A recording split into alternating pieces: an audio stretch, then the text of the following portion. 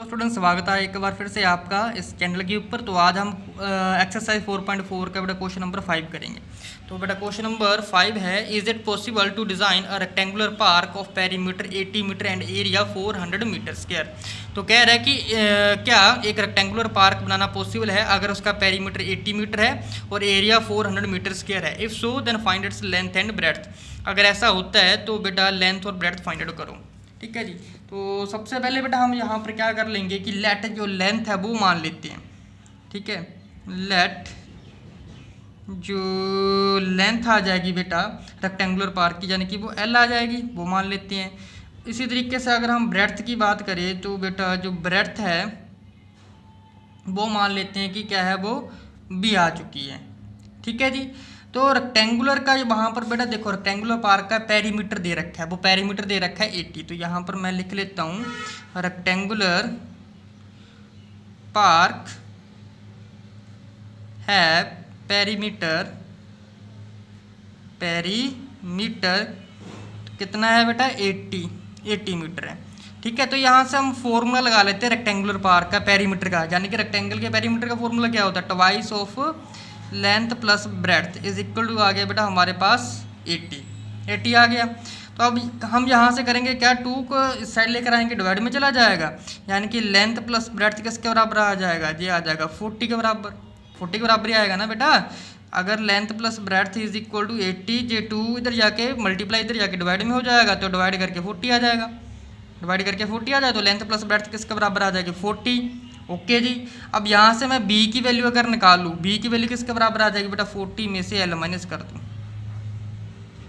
Okay जी, b is equal to अगर 40 minus l। तो देखो ब्रेड्थ जो आ गई हमारी वो आ गई 40 माइनस l। ठीक है। तो अब एरिया का फॉर्मूला लगा लेंगे, एरिया ऑफ रेक्टेंगुलर पार्क, वो क्वेश्चन में रखा है 400 मीटर स्क्वायर। एरिया का फॉर्मूला लगा लेंगे, लेंथ मल्टीप्लाई बाय ब्रेड्थ 400। अब ये वैल्यू आ गई हमारे पास, लेंथ मल्टीप्लाई ब्रेड्थ। ब्रेड्थ की वैल्यू क्या है, 40 माइनस एल।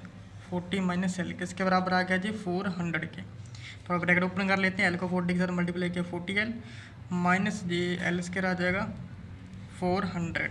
ठीक है जी। तो यहाँ से माइनस साइन थोड़ा कॉमन निकाल के साइड ले आते हैं, बिकॉज ऑफ ये वैल्यू कभी भी नेगेटिव नहीं हो सकती। ठीक है जी।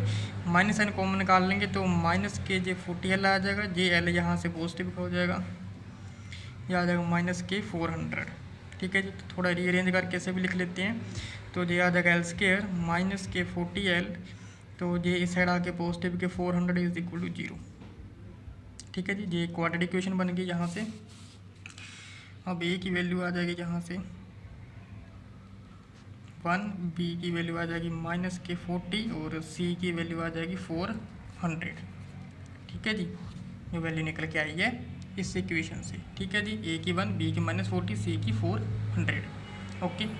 तो डी स्क्वायर की वैल्यू निकाल लेते हैं। यहाँ पर फॉर्मूला क्या है, बी स्क्वायर माइनस 4ac।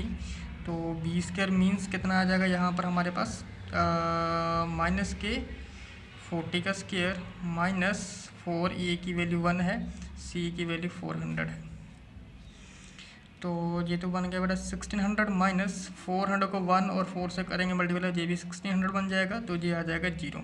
अब d की वैल्यू जो है बेटा यहाँ पर 0 के बराबर लिख लिए, तो रूट्स जो बनेंगे वो इक्वल बनेंगे। तो देयरफॉर रूट्स आर इक्वल। ठीक है। तो फॉर्मूला क्या होता है क्वाड्रेटिक का, X is equal to minus B plus minus under root D upon 2a। अब ये एक्स को मैं एल के बराबर लिख लेता हूँ, क्योंकि सारी इक्वेशन हमारी एक्स की बजाय एल में है। तो यहाँ से आ जाएगा L is equal to minus B, B की वैल्यू कितनी है माइनस के 40 प्लस माइनस रूट का ये तो डी 0 ही आ जाएगा, 2 इंटू ए की वैल्यू 1 है, तो माइनस माइनस प्लस तो 40/2। ठीक है जी। प्लस माइनस 0 होता है, तो ये आ जाएगा L is equal to 40/2 plus 0 और L is equal to 40/2 minus के 0। तो एज इट इज़ खत्म हो जाएगा, एल की वैल्यू आ जाएगी 40, जे भी आ गई 40, दोनों वैल्यू देख सकते हो आप बराबर। यहाँ से एल की वैल्यू लेंथ आ जो की है 20। अगर ब्रेड्थ की बात करें वो कितनी है 40 माइनस एल, तो ये आ जाएगा 40 माइनस 20 इज इक्वल टू 20। ठीक है जी। आपकी समझ आ गई बड़ी अच्छी तरीके से। मिलते हैं नेक्स्ट वीडियो। Thank you.